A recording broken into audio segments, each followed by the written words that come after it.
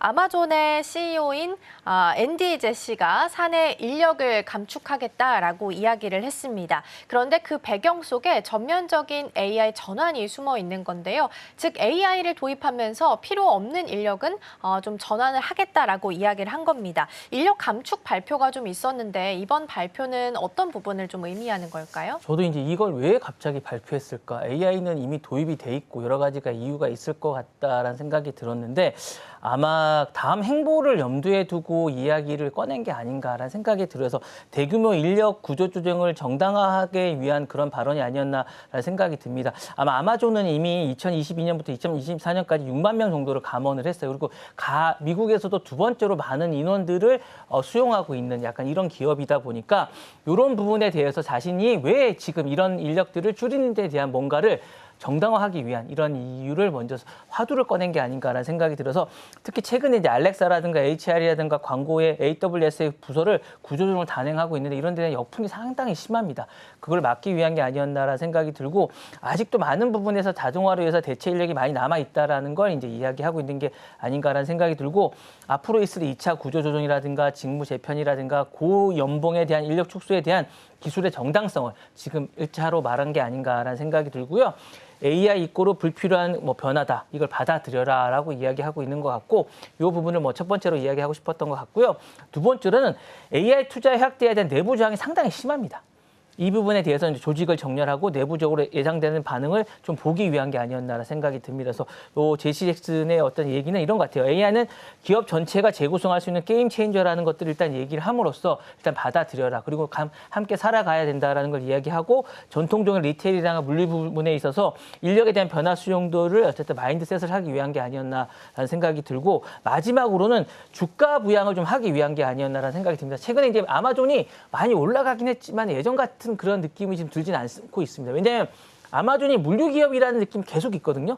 근데 이제 기본적으로 AI가 덧붙여지지 않으면 이게 주가가 부양되지 않습니다. 그러다 보니까 자신들의 기업이 AI 기업이라는 걸 계속 보여줘야겠다는 생각을 계속하고 있는 것 같아요. 실질적으로 많은 수익은 AWS, 그러니까 클라우드에서 나오고 있는데 지금 물류보다는 이 부분에 대한 어필이 지금 안 되고 있는 것 같아서 자신의 기업이 AI 기업이라는 걸 강조하고 싶은 생각이 계속 있는 것 같아요. 그래서 AI라는 화두를 계속 던지고 있는 게 아닌가라는 생각이 들고 있는 것 같고요.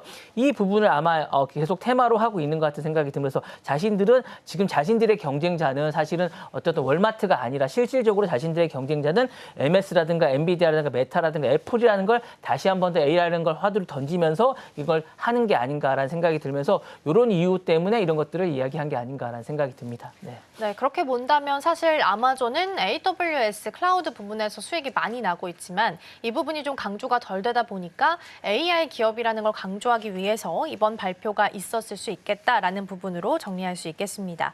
그러면 이번에 이렇게 AI를 좀 강조했던 이번 발표가 아마존의 미래 경쟁력에 있어서는 어떤 영향을 주게 될까요? 여러 가지 변화가 좀 있을 것 같아요. 아마존이 지금 실질적으로 하는 일을 기준으로 좀 보면 아마존은 사실 2024년부터 2025년 그 미래를 좀 보면 알렉사를 기준으로 좀 본다면 이제 LLM 기반의 축소를 좀 하고 있습니다. 현재 상황은 알렉사 팀 구조를 인력을 감축하고 있습니다. 수천 명을 하고 있고 원인은 이제 알렉사가 매출 기여도가 거의 없다 보니까 이 부분을 좀 줄이고 있는. 왜냐하면 하드웨어 쪽이 지금 거의 사람들이 실적이 안 나가고 있기 때문에 이 부분에 이제 언어 모델로 이제 변화시키고 있는 모델이기 때문에 이 부분을 줄이고 있고요. 이 부분을 어쨌든 언어 모델을 사실은 소프트웨어로 좀 바꾸고 있는 작업을 하고 있으면서 향후에 구독금 요금제로 출시될 가능성이 좀 있지만 어쨌든 이 부분을 축소하면서 소프트웨어로 변환하고 있기 때문에 이 부분을 변화시키고 있고요.